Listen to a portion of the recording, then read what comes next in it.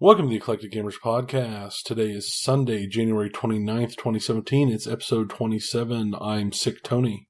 And I'm not Sick Dennis. And we are here to talk to you about pinball and video games and a little bit of tabletop.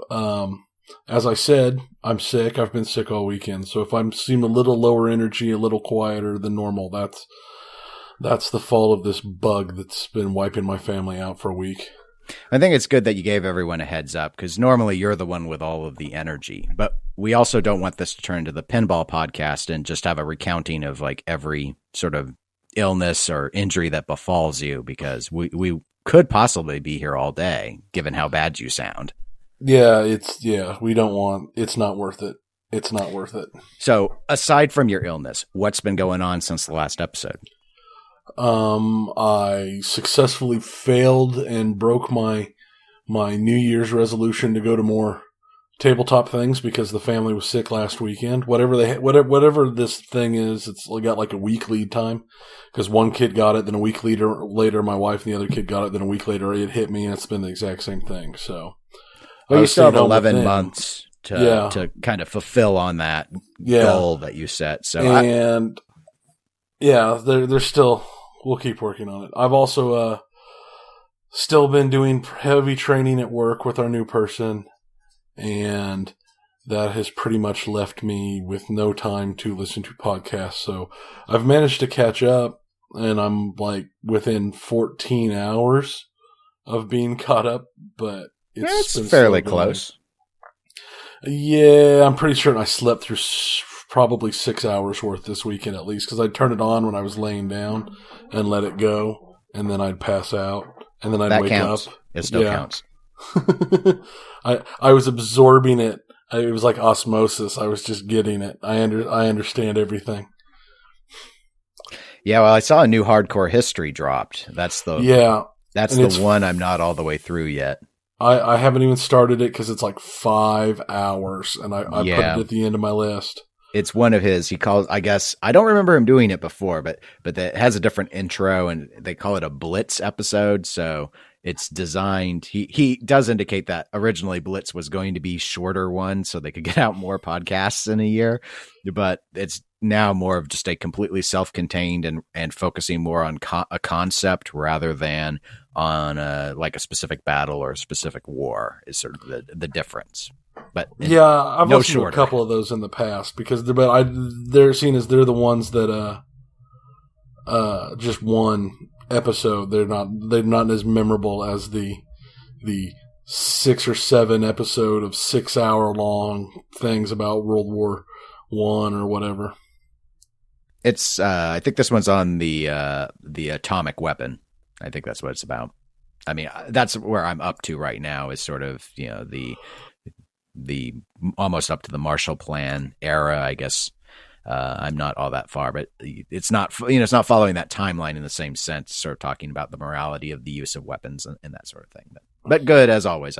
He's my favorite history podcast. Yeah, I agree with that. What have you been up to? Oh, a little bit. Since I'm not sick, Dennis, I've not been sick. So I've been able to accomplish a few other things. So I finished Doom off, finally. Got through that campaign. Enjoyed it. I started and finished the Telltale series, Batman. I'm Batman. I was Batman. I solved that. I solved his mysteries. So that's squared away. I am working on another gaming project with my dad. I'm not really going to say anything else about it yet. It's just too early along, but I'll give an update when I'm finally finished with it. It's a project of his instigation, not mine, so it's not really for me. But so that's keeping me a little bit busy when I have some downtime and want to be more hands-on.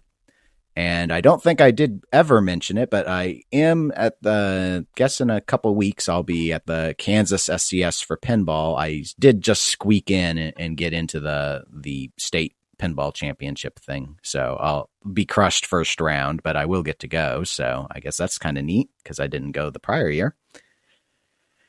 And other than that, I have a couple corrections that were pointed out to me from two-time guest host Mike contacted me after the last episode. So first one was on me. When we were talking about the Nintendo Switch, I said that the console would be coming with the game 1-2 Switch. That is not true. By default, the Nintendo Switch does not come with any games bundled with it. So that was a lie, and I apologize for said lie.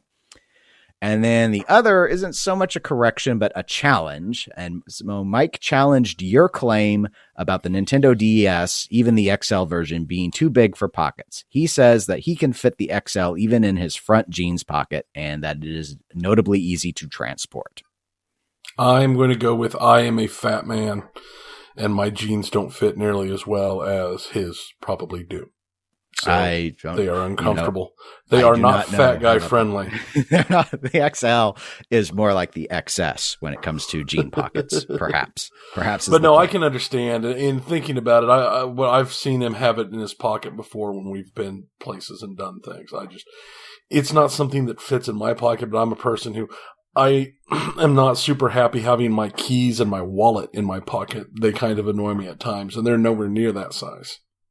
Well, I think in his case, it's just an instance of he doesn't seem to believe that the Switch is going to fit in his jeans pocket, front or back. So, I don't see. There's no way that will.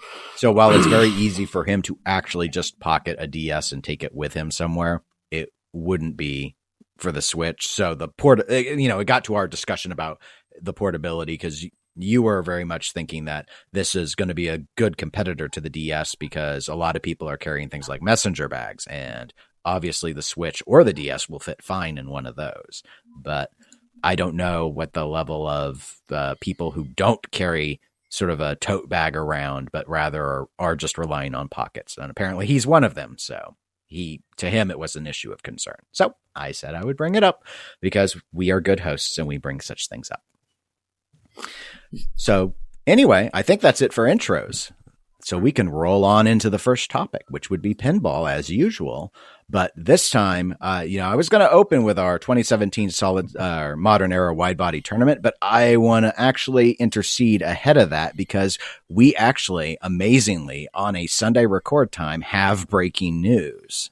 I know, it's amazing. It almost makes me think that they've listened to, and they feel bad that everything drops on Mondays and we all miss everything. That's right. And it's like your cries for fairness, your cries for justice, they've been heard and they've been answered. And the answer comes in the form of Jetsons Pinball. So this is what we know so far. Spooky Pinball, in partnership with the pinball company, has announced the Jetsons Pinball machine. Pictures are up on Facebook. The pinball company provided them I think an hour ago or so is when I saw them. This is what we know other than what the images show. And I hate trying to describe these visual things verbally, but basically it's a 2-flipper fan layout playfield. It's got Jetson artwork all over it. It's one ramp from the left side. It's got a scoop on the far left. I see a captive ball over on the right-hand side. It's got a couple of spinners on the orbits. 3 pop bumper layout, and it has been noted to be 300 units. I believe I have seen indicated that the first 100 units are set to sell at $6,000. I have seen from an unofficial source that it goes up 500 for each additional 100 series, so it end the last 100 possibly be at $7,000, but that is not confirmed. However, I do believe that the $6,000 for the initial 100 is a confirmed rate. And so that's the basics of it. Obviously, it's just been announced, so we don't have a ton of detail other than that and other than what the pictures show us. But, Tony, you've seen the pictures. What do you think of it? There's no way this is a $6,000 game. I think this is I'm sure it is. It's just, I have a hard time seeing it. It looks a little sparse. The art's nice. It's very Jetson-y. It pulls off the Jetsons vibe all right, but it seems sparse for a $6,000 game, especially if the price does increase. That seems insane. I just wonder how many it's going to go if that's the price. Well, There had been rumors about a Jetsons Pinball for quite a while, so I don't think the theme is going to shock anyone that it came out the way it did. I don't know how in demand it is or isn't. From what I have read, the idea, which again, because this is in partnership with the pinball company, this is like Domino's, so this is more of a contract job, and I would assume in those sort of scenarios, you'd expect both entities, both Spooky and the pinball company, to be essentially needing profit out of it. Though I know that the Domino's pinball machine was notably less than the $6,000. Also, though, the theme could perhaps be seen as more appealing as Jetsons. But I think the argument that I've read, and of course discussion's been very limited so far because it's only just been announced, but from what little I was able to glean before it was time to go to air, the discussion was that this was in terms of the theme and the nature of the game being fairly Spartan, it is to appeal to a family environment, which obviously the theme does, and that the gameplay is to appeal to sort of a simpler concept for it to be easier for children to be able to understand the rules and be able to adapt and be able to play the machine, and it not being a drain monster, I'm assuming, and things along those lines. So I guess that's sort of the angle. It's not targeted towards the traditional pinball collector, but perhaps more for people who have a game room and they have a family, and this might be the only pinball machine they get, and they want it to be something that's approachable and easy to understand and not require a lot of maintenance. And this is the product of that. Well, I can see that argument being made. And just, I'm on the pinball company's website, and they confirm the first 100 machines are 6,000, the second 100 machines are 6,500, and the last 100 are 7,000. Okay. Well, there we go. Ultra breaking news. So, yeah, I mean, I can see that argument being made, but at the same time, I mean, do kids watch the Jetsons anymore? I mean, the Jetsons were old when we were young.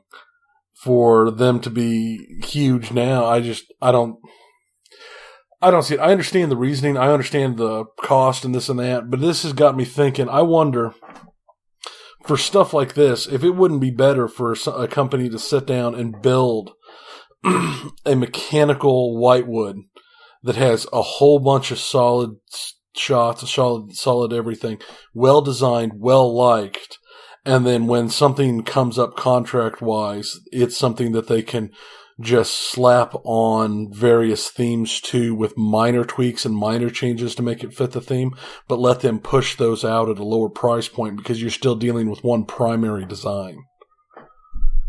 Right. A reskin concept. Yeah, right. A reskin concept, like they did with PBR and like the Family Guy, Shrek combination, things like that. But instead of going with something huge, just having something that's specifically set up and so that they get a lower price point out there. Or are we just to a point where $6,000 is the going price for everything? I mean, is that just the minimum buy-in to get a new in-box pinball machine nowadays? Well, I guess technically, purportedly, it's $5,200 if you want to go to Stern Pros, which I think is what the distributors are kind of. That's what I've not called any distributors since the latest round of price increases. I've heard that that's the going right now, is you can get them delivered to your door around $5,200. Yeah, I don't know. I think I personally would guess that there could be a market for. In fact, that's almost what I thought American Pinball was trying to gear themselves up towards, except they clearly were indicating that people would come to them with the designs and everything. But, the idea of having pinball layouts and you just going someplace to actually get it built, but having a theme you want. Obviously, when you take like the Wonelli Pabst example, it's a lot easier if you don't have dots or an LCD to recode like Family Guy and Shrek required in that transition. And we do have a full LCD sort of in the back box here. So you're going to have Jetsons. That is something that, this does have a full LCD. But, I mean, even then, I wonder what their rules are. I mean, if this is something that does work to a point, can they use the same layout again with modifications to make it work? Is it something we'll be seeing more contracted pins out? I mean, This is obviously not Spooky number 3 because this is a contract pin again, just like Dominoes. And I haven't played a Dominoes. I haven't talked directly to anybody who has played a Dominoes. I've seen some stuff online and talked to some people, or seen some people post online that they like it all right, but I don't have any actual inherent dealing with it or firsthand knowledge of it. So well, we should be able to try it at Texas. So yeah, you'll get some eventually. I mean, in terms of the issue with the price and the demand, and I do share, and I know I've noted it on the podcast probably more times than anyone listening cares to count, but I do have concerns about the new in-box pricing. Obviously, in this case, I have no idea if Jetsons is regularly shown to children anymore. It is a safe theme in terms of being family friendly, so it has that going for it. And I mean, in terms of demand, they only need demand of 300. I mean, they don't really want demand higher than that. They don't care how it performs on the secondary market, and they're only going to make 300. So as long as they can sell 300, I think they're going to be golden. I don't know about this idea with the tiering on the price to make it go higher and higher the closer you get to the end of the run. That seems a little like I'm wondering if maybe the pinball company thought we might be able to initiate a lot of upfront sales if people are afraid that they'll have to pay $500 more if they don't jump in right away. That's the only advantage I can think of, is to try and scare people into doing the buy as soon as possible. I don't understand. I don't understand otherwise. It could be. It could also be that. And if I was going to put a guess, I think what they're probably going to end up doing is they will probably run up 100 machines and then pull it off the line to start running up Spooky 3, and then put another. And then when the demand goes up, they'll put another 100 machines on the line. So they'll be pulling Spooky 3 off the line to run up more Jetsons, is my guess.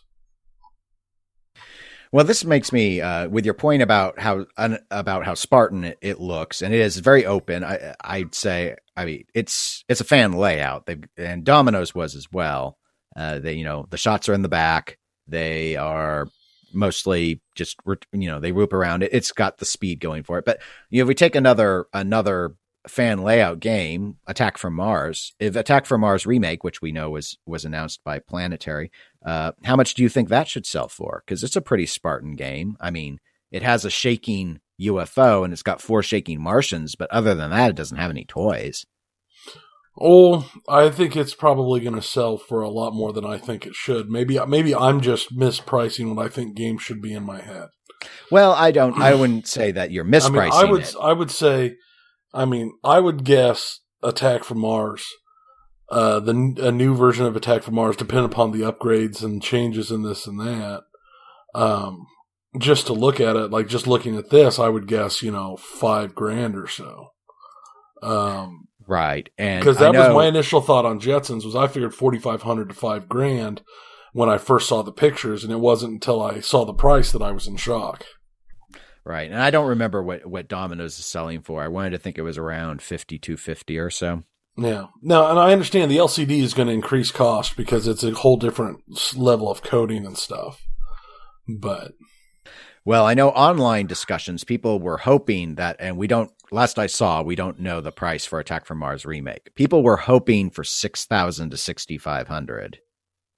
And a lot of people expect that it will be no cheaper than Medieval Madness, which means $8,000. Yeah, that's what I assume it will be as well. We can all dream and have hopes and stuff. But again, that's one of those things. Attack from Mars is my favorite pinball machine, and if I was ever allowed to just have one pinball machine, that's the one it would be, and that's the one I could happily play all day, every day without an issue.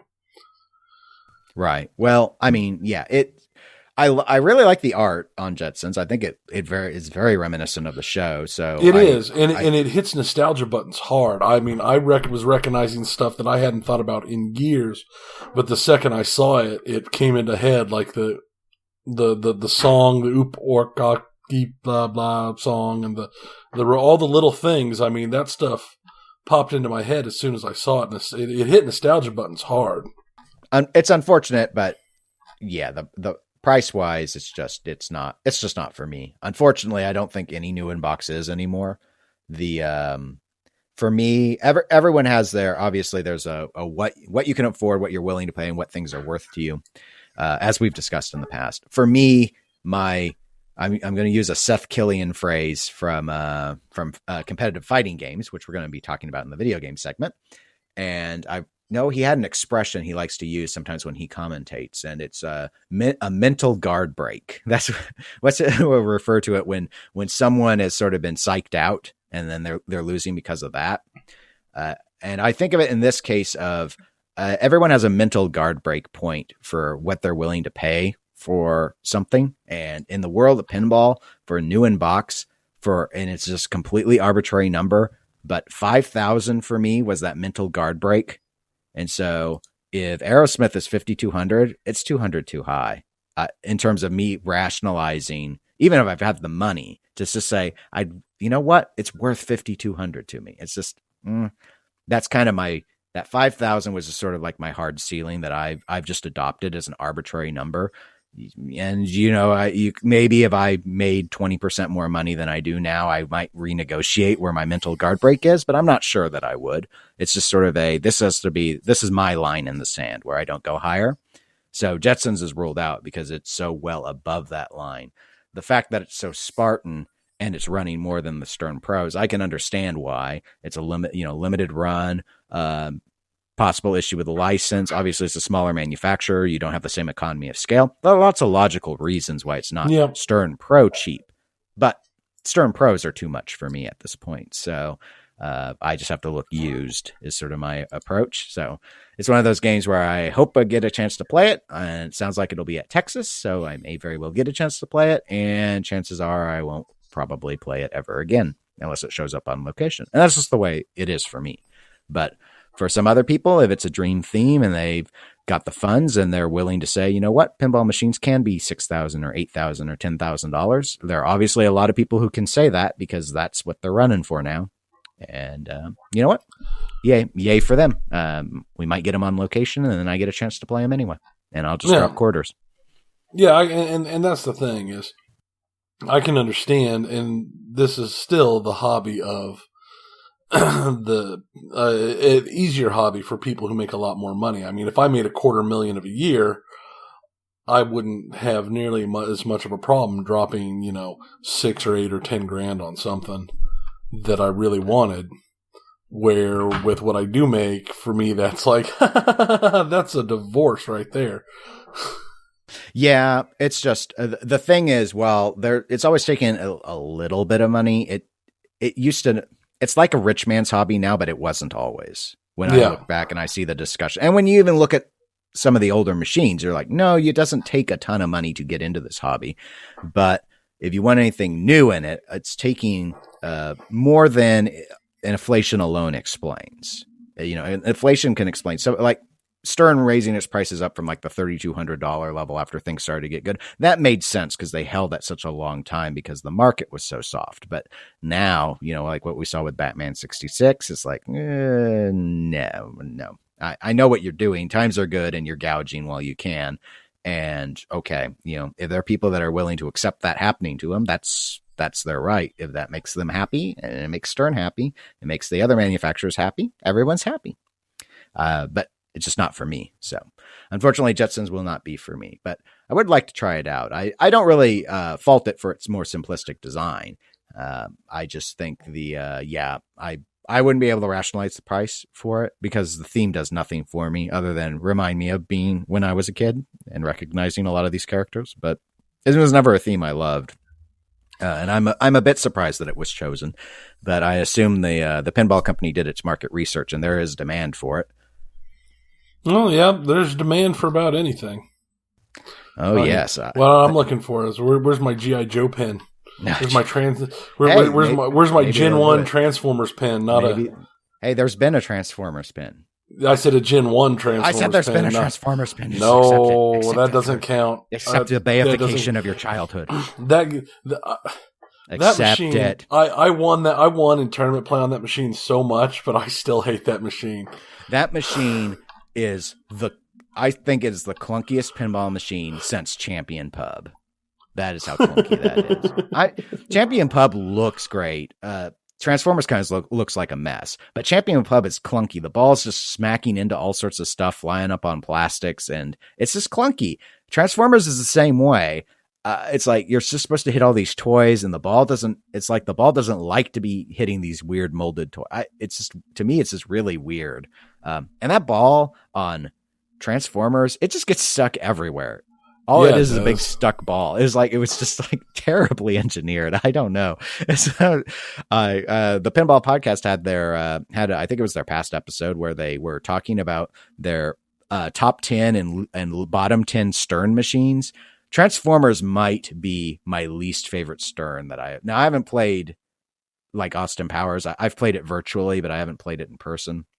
So there are some on their lists that were really way up on the bad list that I don't have enough experience with, but Transformers, just a clunk fest.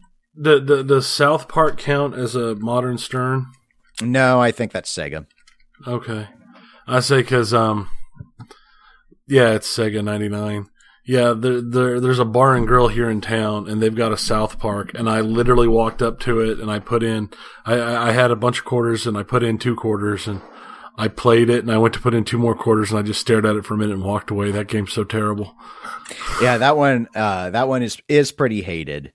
Probably for pinball fans, it might be the most hated Stern. I don't know, or excuse me, Sega. But I've heard that it earns pretty well on Route because of the theme. So, and people who aren't so good at pinball, I guess, can like it. Maybe it's got decent ball times. I don't know. I've never tried it. You're not missing anything. It's not very good.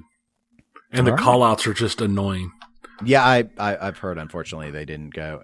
There's so much now that you could cull from South Park that could make it. It's an incredible theme. South Park has a lot of great stuff to work with. Probably need to just do more than just Mr. Hanky, though. But speaking of things that you can just take a pass on, let's go ahead and move over to the Widebody Tournament. Alrighty. So we launched that with the last episode, and we have the round 1 results now, most of which, as you would probably guess, were pretty unsurprising given the seed matchups. But here are all the results that were the unsurprising results, the ones where the higher seeded game beat the lower seeded game. So Twilight Zone did beat Laser War, and that was the largest disparity won in terms of seed, and it is the only instance where we had a game, Twilight Zone obviously, which received 100% of the vote. Is that really a surprise, though? Is there really somebody out there who you think likes Laser Ball more than Twilight Zone? No. It's essentially mathematically impossible. This is just truth. This is just truth showing. Now, maybe if we hadn't done our Google authentication, someone would have trolled it and been like, yeah, I'm going to stuff them. No, I don't think they would have ever for Laser Ball. I don't think they ever would have. If anything, I was a little surprised that no other game, though, did get 100% because there were other, near matchups like, Indiana Jones and the Pinball Adventure. It's the number 2 seed. It did not have 100% against Pink Panther. But, I know some people who aren't real big on the Indiana Jones. They don't really like it. I'm not. We'll get to that as it advances along. But I did vote for it. So that Indiana Jones, as I'd noted, won. Paragon did beat Spirit. Roadshow beat Volcano. That's that's one that's kind of sad because Roadshow and Volcano are both really fun games. I have no doubt Roadshow is the better game, but Volcano is a fun game. Well, I voted for Volcano because I disagree with you. Volcano is way better than Roadshow. Yes, I know. You have a thing against Roadshow. It's ugly, it's creepy, and it has bad rules. But other than that, it's great. Wizard of Oz, it beat Scorpion. Scorpion doesn't win. That's my Mortal Kombat reference. Black Hole beat Mars, God of War. Hobbit beat Popeye Saves the Earth. Good. Demolition Man beat Big Game. Judge Dredd beat Superman. Star Trek The Next Generation beat Stellar Wars. Did you vote for Superman, seeing as you own one? I had to think about it, but yes, I did. It looked like from the results I wasn't the only one, but Superman didn't even get 10%. It got close, but it didn't. Here's the thing with Judge Dredd, and I think Don from the Pinball Podcast is a Judge Dredd fan, and I know he listens, so apologies to Don, but I've only played Judge Dredd virtually, and every time I have it in my cab, I put it in. Every time I play it, I don't like it. I love the theme. I think the theme integration is better than Superman, but I just find it so clunky. And not that Superman is a great gem or anything. But yeah, I did. But not just because... I mean, I would have picked Judge Dredd because I'd never played Superman otherwise. In the cases of these games where I hadn't played either of them, I didn't vote. I just would skip it. But if I had experience, it'd be like, okay, well, I'll pick the game that I know or the game I thought was better. And I'm just I did the same. I'm just not. Some people love Judge Dredd, but I just find it clunky. I find the shots uncomfortable. But I'd like to play an actual physical one to get a better feel for it. But I love how it looks. Looks great. Haunted House beat The Amazing Spider-Man. Embryon beat Space Invaders. And Guns N' Roses beat Flight 2000. So those were the ones where the seeding went as you would expect. But we did have 3 upsets. Future Spa, which was a 24 seed, did end up beating Batman Forever, which was the 9 seed. But the reason was that actually was an even 50-50 vote split. So I had to do a coin toss, and Future Spa won the coin toss. That's one I didn't vote in that one. I know, because I haven't played either of those games.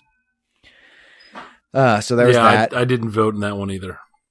Genie, which is the 20 seed, beat WWF Royal Rumble, the 13 seed. It won with. Is that because everybody was thinking WWE instead of WWF? I wonder. I don't think so. I wondered that, but I think it's because Genie's in the pinball arcade. Okay, well that makes sense too. In fact, I was surprised. I know it shouldn't be because of the seeding, but I checked the results a week out. I wanted to see how many people had voted to make sure I was getting it announced well, and it was.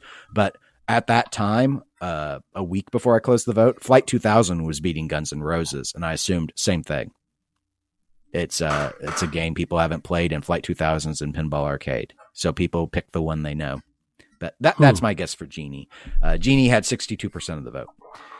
And then another one I didn't vote on, Devil's Dare, the 18 seed, beat Hot Doggin, the 15 seed, with about 57.6% of the vote. So those were the 3 upsets.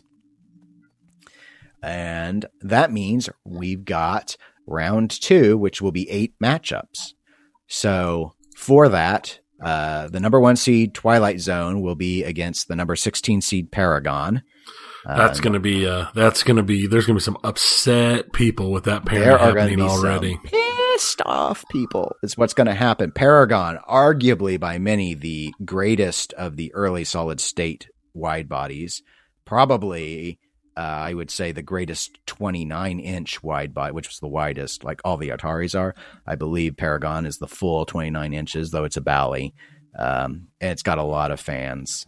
It's not universal. It's somewhat polarizing. Some people think it's an incredibly cheap machine in terms of its like monster lair and these evil pop bumpers and stuff. But looks great. I think it looks better than Twilight Zone actually. But yeah, people are going to be upset because I think Twilight Zone is going to whoop it. But that's it. When you're the number 1 seed, it is what you expect.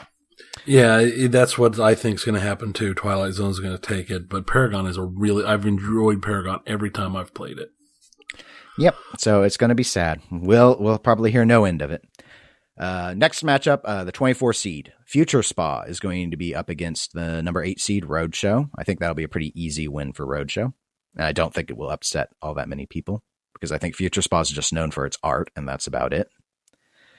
Next matchup would be the number 4 seed Wizard of Oz is going to go up against the number 20 seed Genie.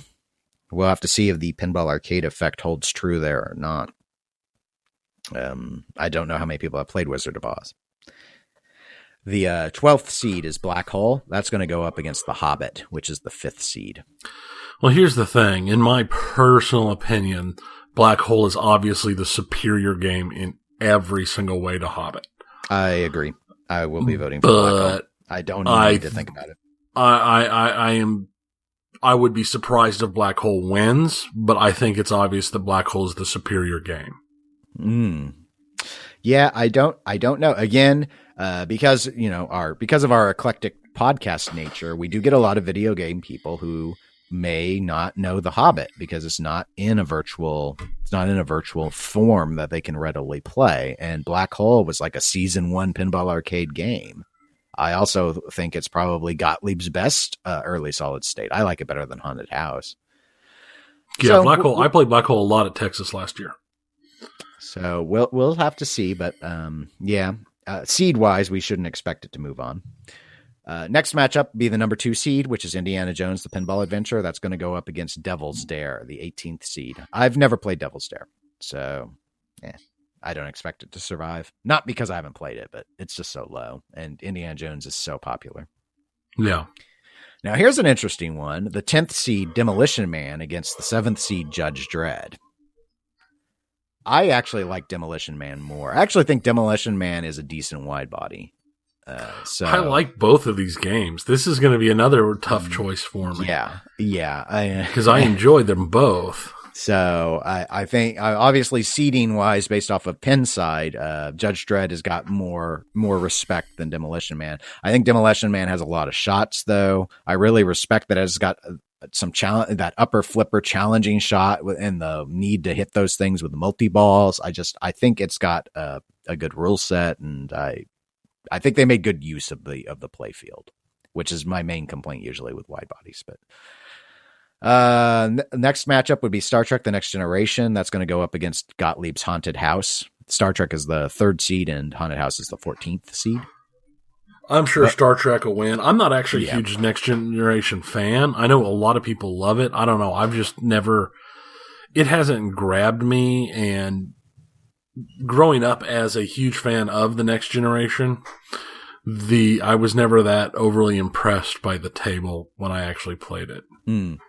Yeah, it's for me, it's I easily would pick Next Generation over Haunted House. I think both of them both of these games suffer because of their wide body nature in different ways.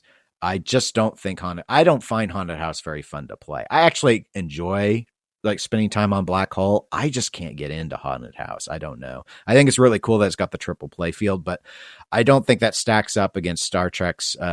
It's got all those call outs from the cast, the cool little cannon shots.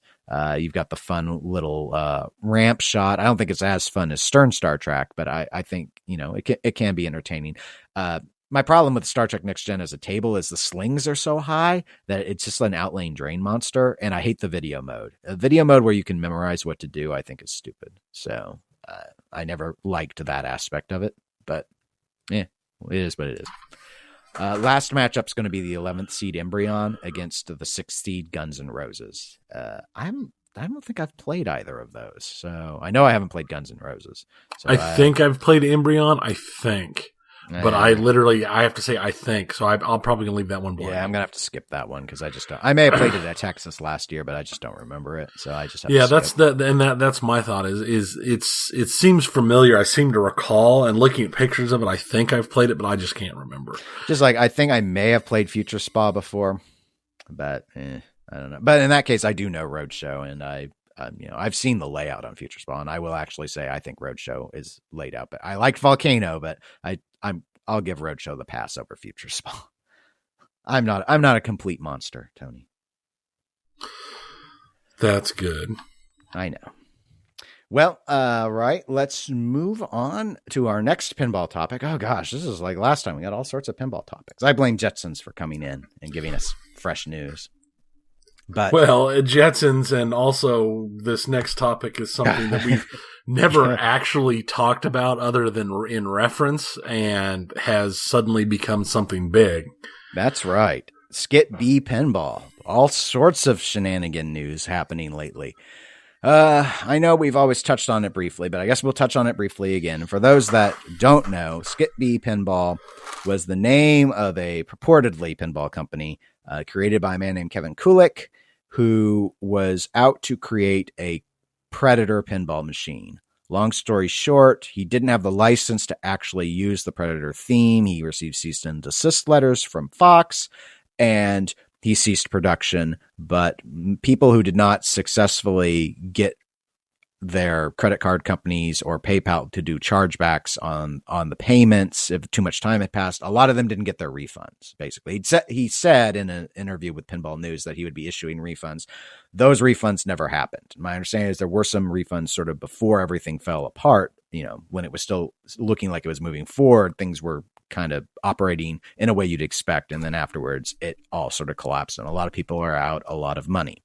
So not all that unfamiliar with the Zidware thing, but they are really very different in the sense that this had very much to do with licensing and not actually securing all that, whereas Zidware wasn't having any licensing concerns because those were all original themes and the nature of the companies was different. Zidware was incorporated. It's all so there.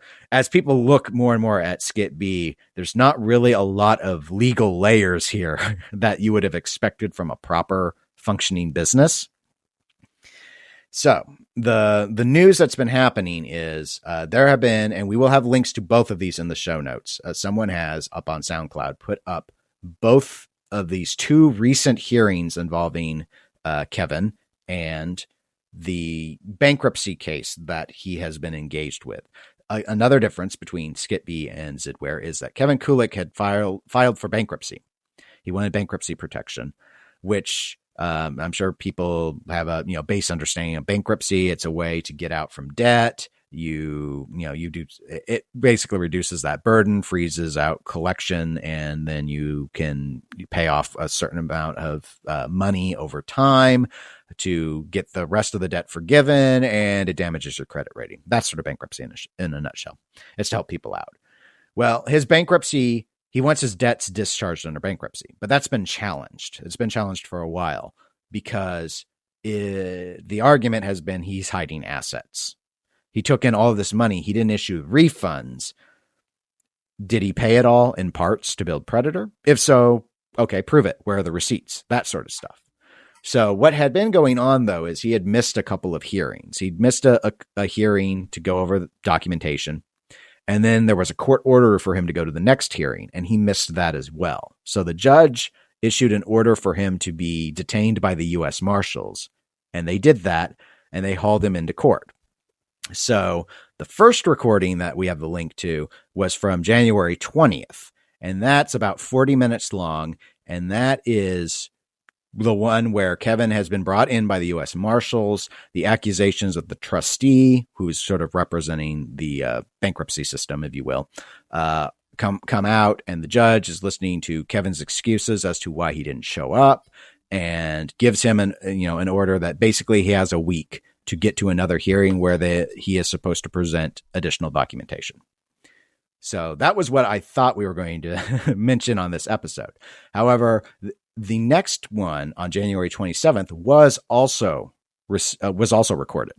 So we'll have the link to that. And that's the one where the discussion goes on about what has since been turned over to the trustee. It wasn't nearly everything. It was a mess of just spreadsheets just Excel sheets involving the bank statements. There was confusion that they were even official. And there was some questioning of Kevin by the trustee during that meeting about, some of the expenses. Kevin's family is pretty prolific on posting on social media. So people have been picking up on his purchases and such, or other people in his family saying he's provided certain things. And what's so weird is that all of these things, they're not declared. They weren't declared in the bankruptcy proceeding. Like, if you buy your kids laptops, well, you said you had no money, so where'd the money for the laptops come from? Or if you bought a trailer for your mom, where'd the money come from? Or, all of a sudden there's these Predator parts that you say you have. Why weren't those declared as an asset that you had in your possession earlier? That sort of thing.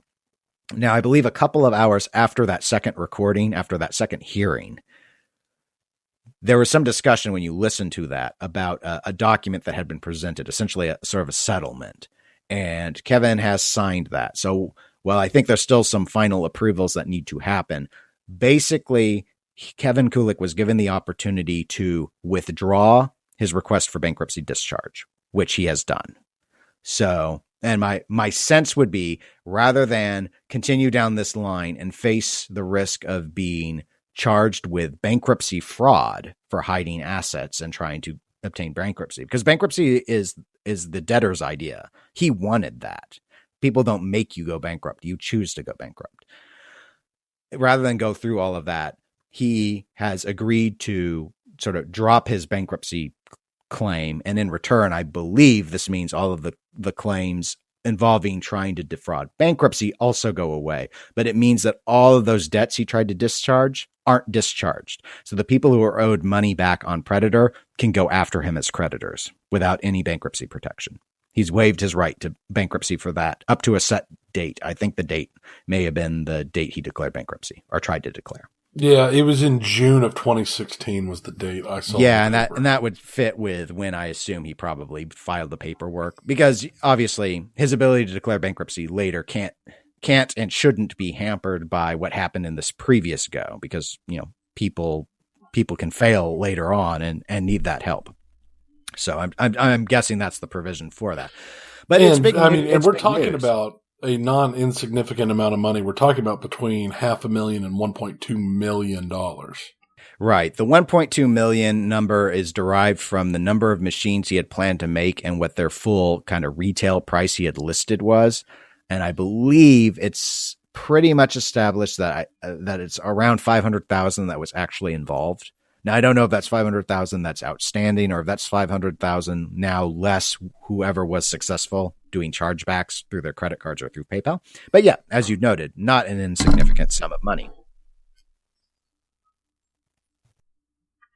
The interesting thing listening to these audio files has been just how much the trustee and the judge, how much they're kind of bending over backwards. And I'm sure it's because of the side of it we're on. For them, this is just another case. But we're on the side of having seen this and that and the vitriol that's in the online community. But they seem to be doing a good job of trying to keep him to it while not just lashing out with, taking him to jail or this or that when he couldn't do anything. But the way things have been going, and based upon the last rounds, it sounds like he's in a pretty bad way, judicially.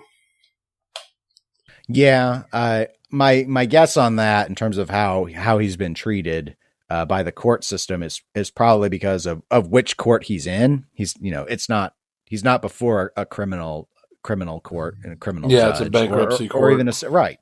And so that whole system, normally they're dealing with people who are down on their luck and need help. And they're there because everything has fallen apart and they're trying to put their lives back together. So, in that case, I imagine most of the high percentage of people who are going through bankruptcy are legitimately bankrupt and haven't done anything wrong per se, other than, they've let their expenditures get out of control. And that's what they need to do feel they need to do to rein it in. But the problem for Kevin on that he's run into is because there are people that think that it isn't legitimate, he's being asked to, and this may be standard even if he wasn't being pressured for it, but I think it comes across like he just thought he could declare bankruptcy and it would all go away.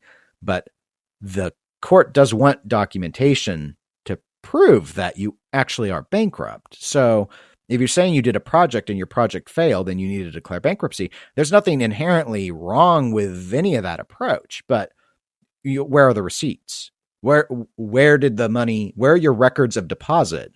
Where are your records of expenditure? Why don't they match up? Or why are you having trouble coming up with them? Why can't you produce a paper trail? And the problem that Kevin has faced is that the trustee, the attorney representing the trustee, is saying this guy is recalcitrant. He is refusing to participate in a process that Kevin asked for. He wants bankruptcy, and then he doesn't show up to the hearings. It's, it comes across shady. And I think the judge, the judge being very willing to let Kevin try and write these things, I don't really think he was fooling anyone was the issue. And so he's just like, here, take more and more rope. Here you go. Just, whatever. Here you go. If you've got these documents, you can fix it. But you're already kind of in suspicion because why didn't you get it right the first time? You're the one who wants to be bankrupt. It's your idea.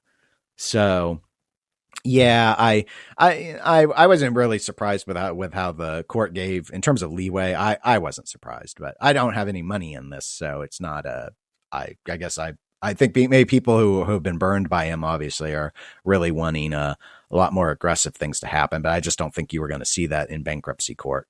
But I guess the civil litigation will be moving forward again now that he can't, because that had started. The attorney who represents the trustee had represented some civil litigants, and I believe now that once the paperwork's finalized and the bankruptcy proceeding is just the bankruptcy discharge is in itself discharged, so he's not bankrupt.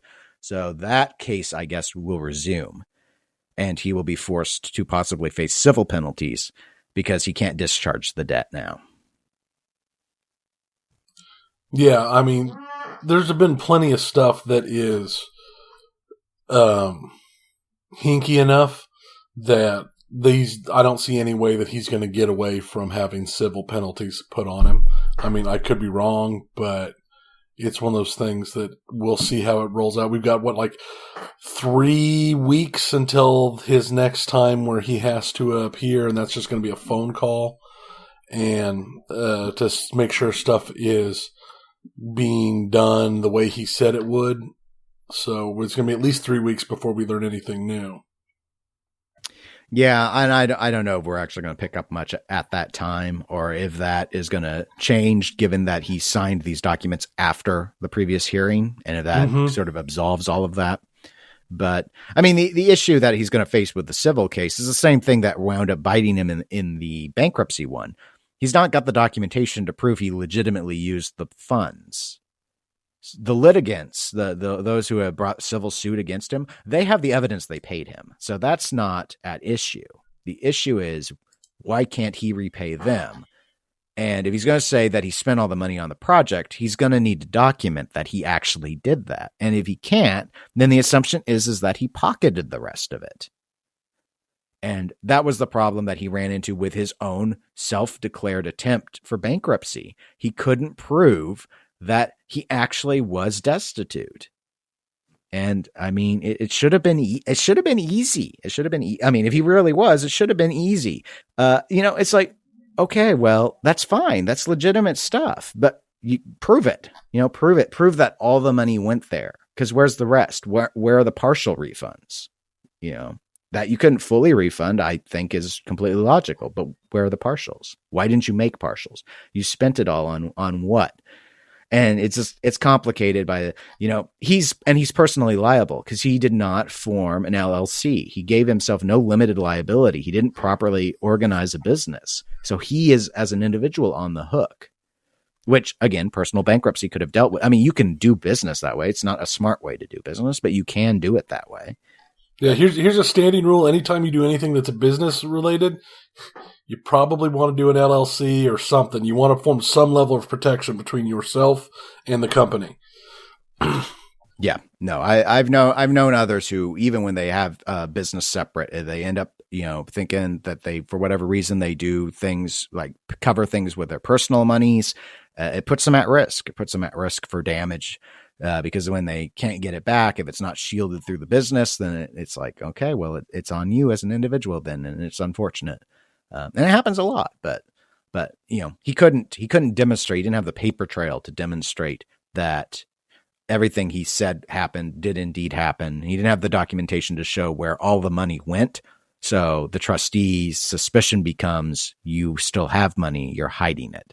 Things like having his wife which comes up in the second interview, his wife, he issued a check, apparently a very large check for the purchase of a house, but the house is only in his wife's name. Well, the house is in his wife's name. It's shielded from bankruptcy. Right. And there was, and like in some of the RV and the thing, all this stuff it's shielded.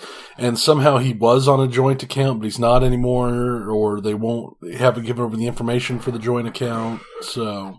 Right. So when you look at the timeline, when all these things happen, it understandably starts to create, at the very least, a perception that you knew you were going to declare bankruptcy and you started trying to shield assets. but that's not appropriate. You're not supposed to shield assets.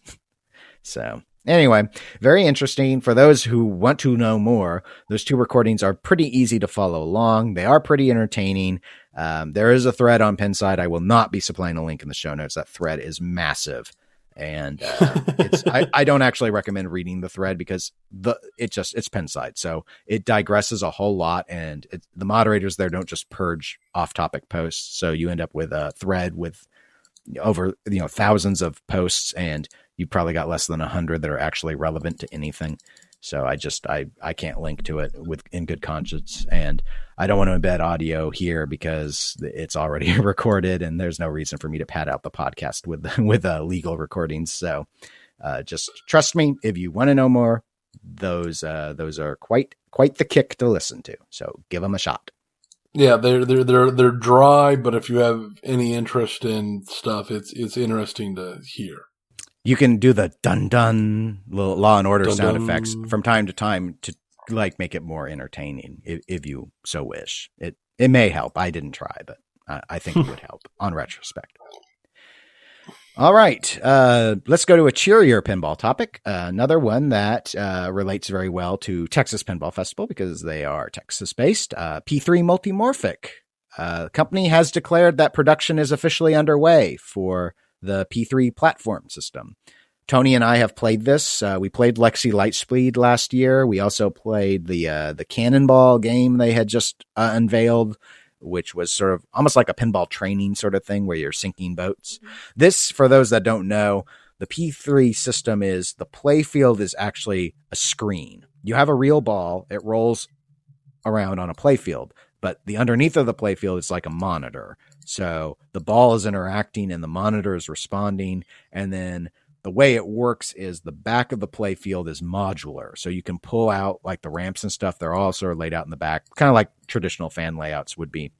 And then you can put in a new game and just change out those pieces, but you just use the one cabinet and the rest of it's software. So the monitor and the look and the art package will change as you change the games, but you don't have to buy the machine over and over again. That's it in a nutshell. Yeah, it's a decent idea. It was fun when I played it last year. It was an interesting technological demonstrator. But now that it's entering production, that means it's time that we'll hopefully soon see new tables for it, because Lexi's been shown for a while now. And I know they're going to want to have something new pretty soon after launch for it. And hopefully it will be able to meet its necessary goals to actually sell enough numbers to keep going. With all of the burns lately over pre-ordering and this and that, I mean, between the Zedware, the Skit-B a few years ago, this and that, I know people have been having issues with like worrying about Alien and some of the other stuff lately, that I just wonder how much if a issue getting and maintaining pre-orders they are going to have. Yeah, now that they're ready to take money, that it will be a telling point. One of my initial concerns, which I actually think has been alleviated because of the price increases by the other manufacturers, was I know the base ask price was planned to be $10,000, but you were getting essentially at the time that I had read about it 2 full games. So the idea was you're basically paying $5,000 a game. I don't know if it's still only coming with 2 or if it's coming with more. My initial, for me as a person would be like, even though logically I get that idea that you're actually getting 2 games and it's only $5,000 a game, and $5,000 I could see was right on my cusp of being okay for something new. I couldn't rationalize actually dropping $10,000 all at once. But now that you have things like dialed in versions are over 10, they have some that are over 10,000. You've got Batman's over 10,000. You've got other, machines that are actually pushing up towards that price point. It becomes much more plausible as a contender because it's not being undercut by the traditional machines in the way that I thought it would be. So that I think is very good for Multimorphic. because that puts them more on a level playing field on the price point for what people will, in terms of what people would actually have to drop down. There are still a lot of less expensive options. Obviously, your standard Stern Pro or Stern Premium, your standards out of Jersey Jack, those run under 10,000. I think the P3 system still, even though it is, it's been years in the making, I think it is still the most innovative concept I have seen in full physical pinball, period. I agree with you. And so I really think it's got a better chance. I think it's got a better chance of having the adjustable game style going than what Highway did with their swappable playfields. I think this has a better chance. Yeah, I think Highway, honestly, if I don't want to sidetrack too much, but since it does sort of relate because they both have the swappable concept, I think Highway should honestly just drop that concept. I don't think it was executed well. The moment when you told the Full Throttle people that they would have to upgrade the board sets to play Alien, and that was going to be additional money, means it's not plug and play swap. It's just not plug and play swappable. Are they going to do is the plan to do that every game? Yeah. I don't know. I mean, if you look at something like Stern, where they keep the same board set for a number of years and don't, but they're not asking you to swap the playfields anyway, so you don't really care. Other than people working on them will be like, oh well, I know Sam, and now I need to learn Spike system and all that. But whereas with Multimorphic, their P3 system was always built with the mind that I think towards the home audience and the ability to take one machine and keep putting in new games. So it's almost like, for me, I think Highway just tacked on you can just drop in a new playfield and do these other things, and in about 5 minutes you can change games out. But that's not really what they've engineered around. It's just like a bonus in a way. Whereas with Multimorphic, that's like the selling point. This thing, you buy the tech once, and then you just, you can start stacking up your modules that you're underneath the game or whatever that you want to drop in. And it's just the back half. They're not heavy. The game knows what game you want to play the moment you pop the thing in, because it recognizes what the back of the playfield's going to be. If you want to be swappable, it's such a smarter way to do it and I'm assuming P3 won't be like, oh, well, here's Lexi Lightspeed 2. By the way, you need to buy a whole new board set to play her. I don't think they're going to go that route. So it just seems like better executed towards the home market. And in Highway's defense, they don't need to go that route if that's not what the consumers want. If the consumer's like, no, I want Full Throttle next to Alien, I'm going to always buy a new cabinet. That's what most of the market's used to. So if you're wanting to capitalize on the existing market, it's people who want a standalone pinball machine every time they buy a pinball machine. They don't want to swap playfields. They just want the game in its own thing. Yeah. See, and the thing I like with the P3 system is it is a good cross between a virtual cab and the real deal. Because, you've got a virtual cab. I've played a virtual cab. I wouldn't mind having a virtual cab just because I'm short on room. And a virtual cab would be a nice way for me to have a lot of different machines. But at the same time, I've never played a virtual cab that had the same feel, or gave the same response or the same joy as playing an actual machine. So having a machine that is both, where you've got the sounds, you've got the ball, you've got all that, but it's so easy to switch out and change, I think would go a long way to people who have a limited amount of space and a limited amount of ability to have games. I don't have a giant basement or garage that I can turn into a pinball hall. I don't have a warehouse where I can store pinballs. So I have a very limited amount that I could ever get at one time. And I think this is a nice way to give some of the good feeling, but still having some of the extra ability of a virtual pin. Yes. The thing that Multimorphic has addressed that I think is why it's such a leap for physical pinball technology is they solved the issue that virtual pinball has about the inauthenticity of the physics by still using a physical ball.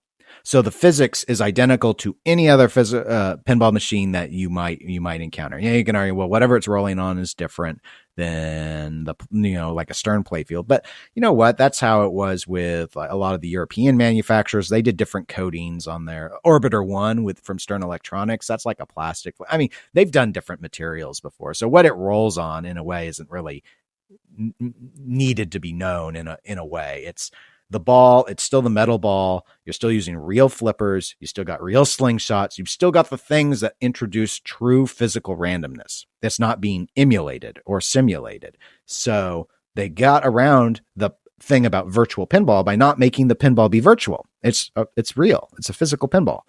The screen stuff is just a way to get around the art and to track the scoring and all of that. And that's just, it's technology that didn't exist back in the day. So I think in that regard, it's brilliant. The ability to swap the games and stuff, it's a twofold thing in my mind. One is what you pointed out.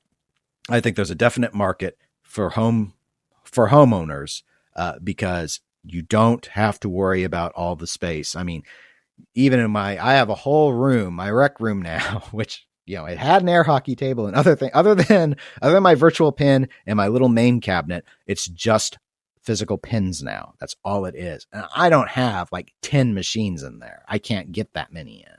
So, and it's a long room. And so a lot of people don't have the space to have a whole bunch of machines. So then you're either always buying and selling machines as you get bored, or you do what I do and you don't play them a whole lot. You just play them from time to time so you don't get bored with them. Or you start filling up the rest of your house, which I'm hoping my garage doesn't become. Or you do something like you get a virtual machine. And this kind of fits that realm, but still gives you the physical machine. I'm telling you, your garage is deep enough. We could build a wall in there, and we could knock out that wall, and we could make that game room stretch the entire width of your house. We could run some heating ducts so it stays warm. We'll insulate it real well. I mean, you could fit in a lot more machines then. This sounds like a project, a very bad project. We don't need to go to such extents. That would be now if I ever end up with like a bunch of pins that are just sitting and stored in the garage and have that much of a problem, then I may be like, yeah, okay, well, maybe if I do it that way, it doesn't look like I have a problem anymore, and it'll be solved. But I'm pretty good about not having to go out and buy a bunch of machines. I like to think money keeps me confined and constrained, so that's good. But that's the story of everybody. Yeah. But the other thing that I think was the case for Multimorphic, well, I would assume they probably went into it thinking about the home collector in mind. The fact that this tech isn't cheap and, putting in the screen and all that, at the time, at least of conception, I imagine it wasn't feasible to imagine using this sort of tech in just one machine and then expecting people to buy the tech again, because it's just so much. I mean, to have that, the ball tracking and the full screen stuff going on underneath the ball and just selling game after game like that as full cabs. I just think it didn't make sense financially to expect a lot of people to be able to afford to do that. So the module thing lends itself as a workaround as well for being able to just buy the tech once. You go and you buy your PS4. You don't have to buy a PS4 for Call of Duty and then another PS4 to play Overwatch and another PS4 to play Uncharted. So, to be fair, those are all first-person shooters, and you should be playing them on computer anyway. Well, in the old day when they were built for computer, maybe that made sense. But anyway, congratulations to Multimorphic. And I know they're set to be at the Texas Pinball Festival again. So we'll see if they have any new games to unveil that we might be able to play. We are the last looking pinball forward top, to it. We touched on this already briefly, but the Attack from Mars remake was announced. We had talked a number of episodes ago, back when Jack Danger was guest hosting, actually, about Cactus Canyon had been announced by PPS as being a remake. Well, it's not the next remake, at least. I guess they intend to make it, but the one that they have now indicated in, I think it was announced in a very strange fashion, like on a forum or something. I'm not quite entirely sure. But anyway, the announcement was deemed having been made that Attack from Mars would in fact be the next actual remake. And my understanding is that Stern will not be building this one. I don't know if it's known who will be actually assembling the game for them. They don't have their own factory. So, Tony, I know Attack from Mars is your most favoriteest pinball machine ever. At least it was until the last Pizza West tournament. What are your thoughts? Oh, just because the game hated me, I still love it. Okay, it wasn't its fault that they were against me. I'm happy that there's going to be more Attack from Marses out there. There's already a bunch. I mean, it's one of the games I track, even though I know I'm not going to be able to afford one anytime soon. But it's always nice to see something. And the question is, will it bring down the price of the old original used ones, or will it be something that just kind of exists in its own way? But all in all, I'm real happy to see it because, like I said, that's a game that I truly love, and someday I will have it in my collection. That is my dream game. Your Grail, the Grail. It's very probably my Grail, but it's an easy Grail to get, so it makes me feel like it's not a Grail. I still think Campus Queens is my Grail. Okay, because it's a lot harder to get. Right. So you sort of use rarity to define Grailness.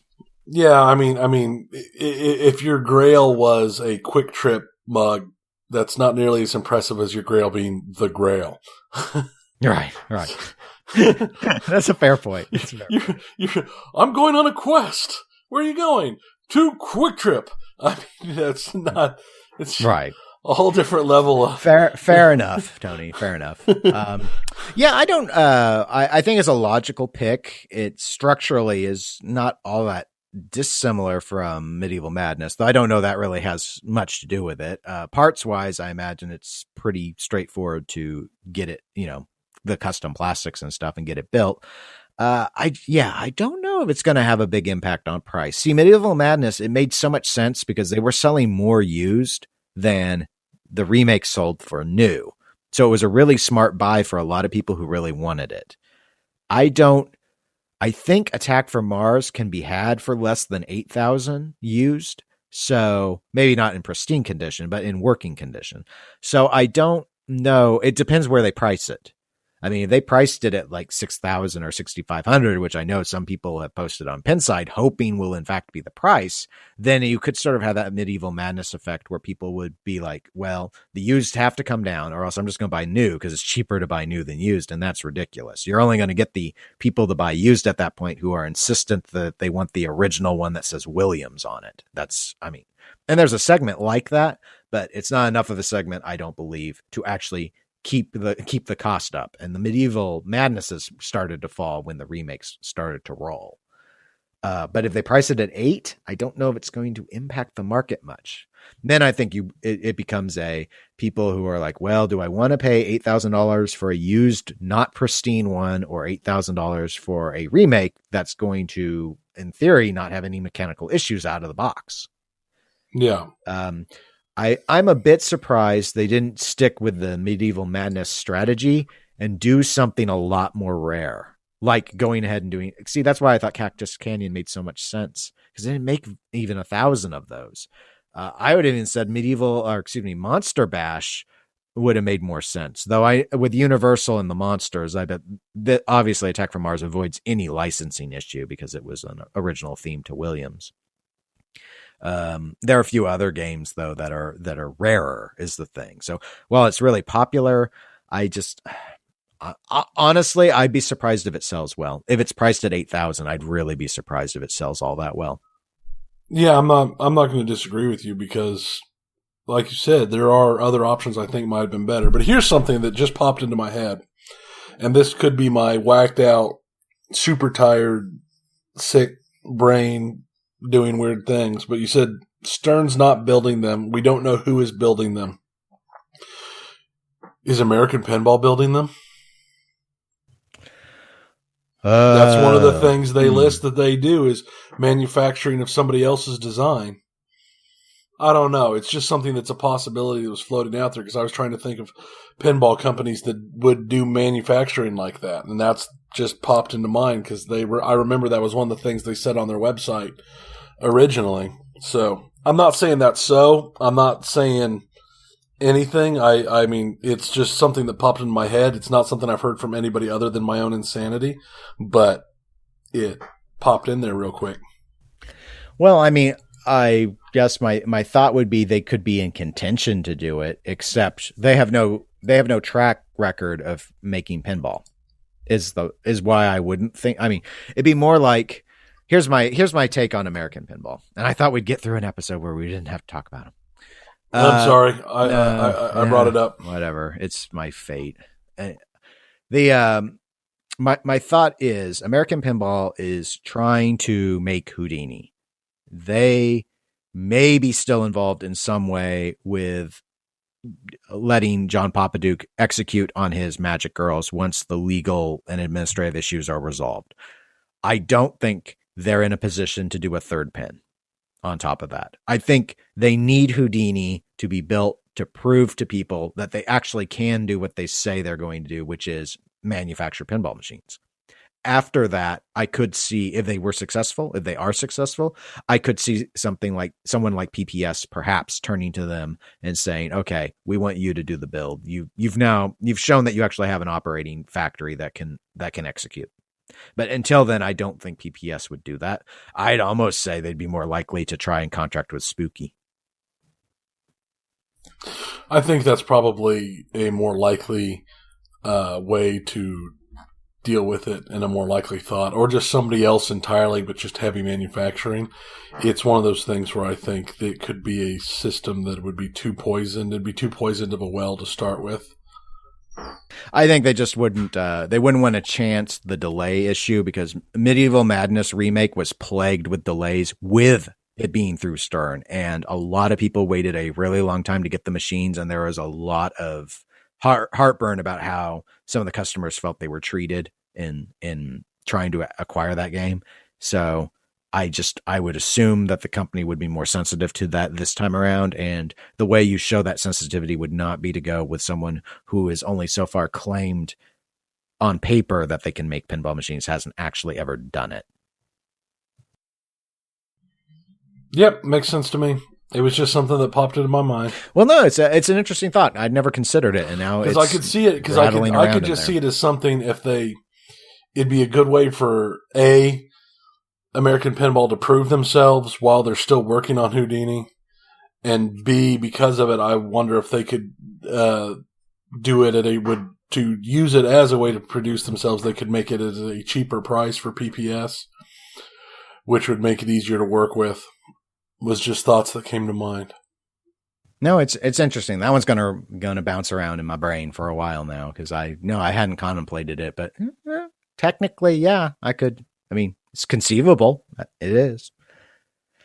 Well, I think we've conceived of enough on pinball, so let's go ahead. I think so. And finally, let's hop to video games. I know we're a ways out, but I want to talk a bit about the Evo Championship Series. Evo, for those that do not know, or Evolution Championship Series, I believe it's its full name, but everyone calls it Evo. It's held in the summer. That is sort of the premier fighting game tournament in the world. It's all about competitive fighting games, the best of the best, typically not just from America, but from around the world, come to America and they play in it. It's been around for years. And I thought I'd discuss it because the lineup has been announced. And it's always sort of telling because the lineup, in a way, can say a lot about the fighting game community and what's sort of trending versus what's not trending. I don't play a lot of fighting games, but I do watch Evo. And I do actually, I'll Twitch stream fighting games because I understand what's going on in them. I don't have the execution abilities to be great at them, but I do enjoy them. It's one of the ones where when you hear esport, yeah, there's always the talk about Dota and League of Legends and all that, but this is what I always think of with esport. I always think of fighting games first because that's the first thing I ever watched as a video game from a spectator perspective back in college when we didn't have cable and we just had people playing Street Fighter. Yep, this is how it was back. That's how it was back in the day. So here's the lineup for Evo. the games that are returning, so they were at Evo last year. Street Fighter V, no shock. That's going to be the premier fight. It always is. Street Fighter's always got the best time slots, and it's always got the most submissions in terms of people who are actually applying and playing in pools to try and qualify for the finals and such. Super Smash Brothers Melee, that's the old Smash from the old CRT days. Super Smash Brothers for Wii U, that's the new Smash game. Newish Smash game, I should say. Newest.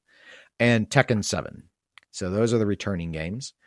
The games that will be new to Evo this year will be Blaze Blue Central Fiction, Guilty Gear XRD Rev 2, The King of Fighters 14, and Injustice 2. This leaves one final slot for what's known as the main stage for Evo. There are a number of side tournaments that go on of all sorts of games while this is happening, incidentally. But these are the ones that are widely sort of televised on Twitch and such. The last slot is going to be determined by vote, and they're actually tying the vote. So people have to donate money to a charity, and then it's getting tallied up and done that way. So, yeah, they're trying to raise some funds for a good cause doing it. But the games people can vote on to be in the last slot, Pokken Tournament, Ultimate Marvel vs. Capcom 3, which last I looked a couple days ago was what was in the lead. Killer Instinct, Mortal Kombat XL, Skullgirls 2 Encore, Super Street Fighter 2 Turbo, that's real old, Nidhogg, ARMS, that weird one that we saw with the Nintendo Switch, and Windjammers. So we don't know which one of those will be ultimately in the final, and I know that the slot, well, when I last saw was Marvel. It has been moving around a bit. I just thought it would be interesting to discuss because of the being in terms of the new games. It's interesting because they actually Guilty Gear and Blaze Blue are both what are considered anime games. Typically, there's only one anime game that's actually featured at Evo, but they're doing both of these. I think Blaze Blue. Well, it hasn't typically. Hasn't it typically kind of alternated because Blaze Blue and Guilty Gear normally had a new game about every other year, so they normally play the one that was the newest one in line. Yes, I'm not a huge Evo person, but I seem to recall that sort of what. Yeah, you're right. And one of these, I was going to say I thought it was the Blaze Blue one, but I'm actually not sure which one. So I don't want to say which, but one of these will only be out for a very brief period of time before this event happens. So it's not going to get a whole lot of practice time in theory. But I don't know. I read a comment on a forum speculating that the reason for this might be to try and appeal more to Japan to see if they can get more Japanese players to fly over for Evo. And by putting in two anime games that they would, and a lot of the players across these two games are the same. So they could actually come and compete in two games, that it might be just related to that. Some of the notable, like Mortal Kombat being dropped doesn't surprise because it's there for the donation vote, but Injustice kind of functions. It's functionally Mortal Kombat. So with Injustice moving in, I'm not surprised that Mortal Kombat dropped. They freed up a space by dropping Killer Instinct. I was going to say, I thought KI was main stage last year. It was, and it was the year before as well. And that might be sort of surprising to people because Killer Instinct Season 3 just came out. So it's not like the game's not supported. It's still actively supported. Killer Instinct had one of the, if not the lowest attendance of players, though, last year. It was very low compared to the other games. So there are less, the player pool is smaller than a lot of the other games. So that could be part of the reason why it was dropped from a guaranteed slot. I also have read that Killer Instinct has its own World Cup series, which is where all the KI players like to involve themselves. And so I've heard it argued that they don't really need Evo because they have that. But, I was talking to Mike, who we referenced earlier, and he noted, well, Capcom has the Capcom Cup for Street Fighter, and Street Fighter is still a big deal at Evo. So I think that one rings a little false. But other than there is a KI community, and they are active in other ways that don't involve Evo. So it's not like the game has died all of a sudden. Perhaps the most surprising one is the dropping of Ultimate Marvel vs. Capcom 3, because that has been there as long as I have watched Evo. Its attendance figures have also fallen quite a bit. Historically, it was one of the top watch/views draws on Twitch, though. The game hasn't been supported in years, however, and is very unbalanced. So I wonder if it's partly that its community has kind of moved on. But I also thought, well, maybe Evo would like to do it because it has been announced that a fourth one is getting made. Now, we covered that on a previous episode. So I wondered, this would probably be the last Evo for it. And so I was a bit surprised that it was dropped. I wouldn't be surprised if it wins the donation vote because of that. Just kind of like its final little swan song, so to speak. But anyway, it being wiped out as well. It wasn't considered an anime game. So, in a way, it's like there's more anime now than there was. I think, as usual, 3D fighting is not very well represented at Evo. I think Tekken 7's the only one, and I think Tekken 7 was the only 3D fighter last year that was main stage. So they're just not, like Soul Calibur is a 3D fighter. They just don't. Yeah. They aren't. Well, there hasn't been a new Soul Calibur in a while either. No, I guess 5 I think only got Evo 1 year. It just wasn't popular. I loved that game so much. You didn't love it enough to save it for Evo. Apparently. That's the one fighting game I think I've ever played where I could have potentially actually been a good player. Just because of the sheer amount of time I put into Soul Calibur 2. Well, the only one on this list that I would have any mainstay knowledge in would actually be Super Street Fighter 2 Turbo because it's so old. It's interesting. Yeah. That's up for contention. But honestly, most of those, outside of like doing the EX moves and stuff, most of my Street Fighter knowledge actually would translate into Street Fighter 5. It's still the same move to throw a Hadouken and a Shuriken. It's not. That stuff's been the same, so it's not. I don't think it's that weird to transition to the new ones. I haven't played 5, but I did play 4 a little bit, Street Fighter 4. But anyway, it's a ways off, and we'll have to see. But I just thought it's interesting just to sort of see where the fighting game community is heading. So knowing, I really think Smash Melee just needs to go. I think it's ridiculous that they're still hauling CRT TVs around and letting people play that on the main stage. Yeah, but it's also insanely popular, as I recall. So, well, it's as broken as Marvel, if not more so. I mean, everyone's just Fox. And here's the thing: is I've never understood. I don't actually think Smash Brothers is fun to watch.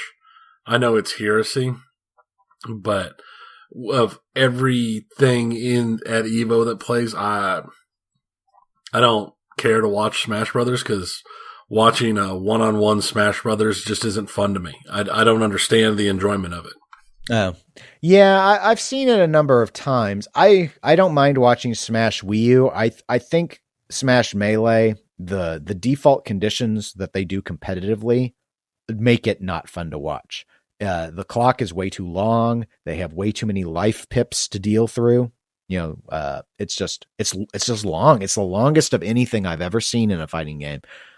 In terms of, there have been cases where I've seen it almost time out, and it's just ridiculous. It's just too long. The rounds are too long. I think that's its biggest problem. The rounds are way too long, and in the Wii U version, you don't have as many life stocks to have to deal with. So it seems to go faster, but I don't know.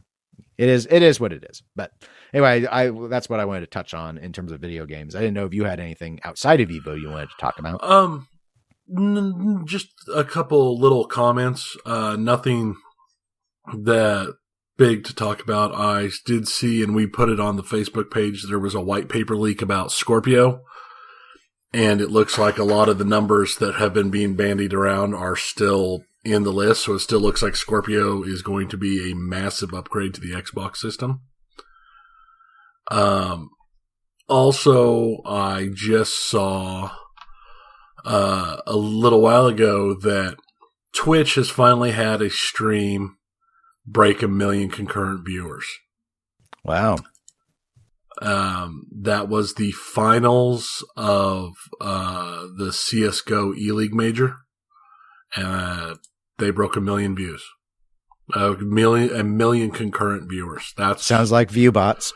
That's pretty bloody impressive to me.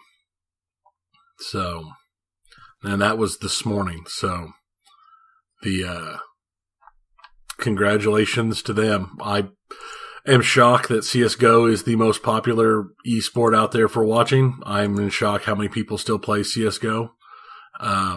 And it's one of those things where CSGO's actual player base is actually continuing to go up, like, constantly. But it's really not changed since when Counter-Strike first came out. I mean, it's a new version with new this or that, but the maps are the same. Most of the stuff's the same. So it's definitely kind of shocking to me. But it is huge and amazingly popular. I hear a number of the people who stream on Overwatch seem to have come from Counter-Strike, so it gets discussed a lot while they're doing their Overwatch streams, which I catch from time to time. So yeah, it's got a lot of love. It does. Okay. Now, we got Tabletop, don't we? We have Tabletop. Besides my utter failure due to taking care of sick people and getting myself sick, I did have an interesting discussion that came up today that I found. One of the most popular conventions held nationwide that everybody knows about anymore is PAX. There's PAX West, PAX East, PAX South, and PAX Australia, and PAX Developer. And one of these days I'm going to make it to a PAX, probably PAX South, because they're the easiest one to get to from where I'm at. Because you like grits. Yes, because I like cheesy grits. Well, yes. Of course, cheesy. But no. Well, no, it's just because it's so much easier to get to Texas than it is to get to either coast from Kansas.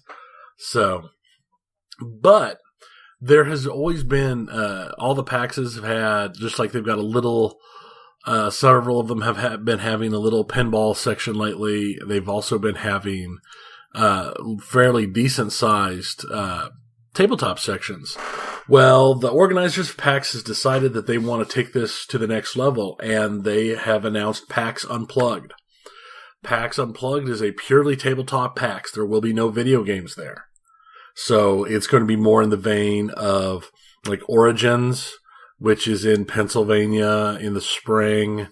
Gen Con, where I will get to go eventually, which is in Indianapolis in the summer. Or Board Game Geeks Con, which is in Texas in November. In this case, PAX Unplugged is in Philadelphia in November. The same weekend as BGG Con, by the way. But like most of the PAXs, it's going to start out lowish and ramp up. Because I know it took a while for PAX East to ramp up to where PAX West is, and PAX South is still in the ramp up. But what was humorous to me when I learned about this is it's the same weekend as the Philadelphia Marathon. That's one of the bigger marathons, if I recall. Yeah, it's in the top 10 in the nation. There are 30,000 plus runners and normally 60,000 plus spectators. So there could be a little problem if it's too close. And that's the problem, is the race route literally goes around the convention center. So that whole area is going to be cordoned off, and hotel rooms are going to be incredibly hard to find. So I'm thinking that they're probably not going to have the greatest first year, considering that. It seems like, I don't know if it's something that they set up and did, if they ran the numbers, if it's something they knew about and they figured, well, their numbers are going to be low enough being a first-year con that they thought it would be okay, which is entirely possible. Because if you can get into the hotel, like attached to or within walking distance of the convention center, things will be fine. Or if it's something that just kind of didn't get noticed until all the papers were signed or what. But I think it's going to be kind of interesting to see how that affects it. Because, I mean, yes, Philadelphia is a large town with a lot of stuff, and this is going to be a con that doesn't have a huge turnout, considering it's the first year of the con, but you're still talking about 90,000 plus people that you're vying for hotel space with. And the entire downtown completely shut down. Yeah, I'm going to go with they didn't realize it for 500, Alex. So, yeah, I think it's going to make for an interesting weekend for them. I think they are going to have some issues, but I think in the long run, we'll just have to see what happens and see if this actually hurts PAX Unplugged as something that exists. Now, I'm understanding that the since they're situated in a good place for people from the East Coast and the eastern part of the Midwest to get to, being in Philly. So there should still be a solid amount of turnout because there's nothing really after Gen Con of that kind of size. But we'll see. It just seemed it was humorous when I saw it. Well, at the very least, I think it's pretty exciting that another potentially because it's got the PAX name on it. I'll go ahead and call it another major tabletop convention is in the works, at least. Yeah. And we'll have a link to it in the show notes for people that want to go to the site and read up on it if they're interested in competing with all the marathoners. Don't try and outrun them, though. You'll probably be in trouble. Well, that's all about distance. I mean, most marathoners aren't sprinters. Yeah, that is a good point. And hey, I would have said maybe they were planning on a lot of them like collapsing around the convention and just being brought in there to recover, and then they just stay and play games. But given that it's in November, I don't think heat stroke's going to be a huge problem. Probably not, no. Well, I guess that's it. And so you don't suffer from sick heat stroke while recording. We'll probably go ahead and close this on out. So I will remind our listeners, we love feedback. So feel free to give us some. You can email us, eclecticgamerspodcast@gmail.com, or contact us on Facebook. That would be facebook.com/eclecticgamerspodcast.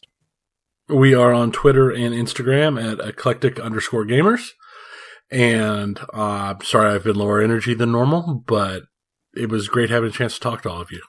Yeah. So anyway, until next time, I'll say again, my name is Dennis, and I will bid you farewell. And I'm Tony. Talk to you soon.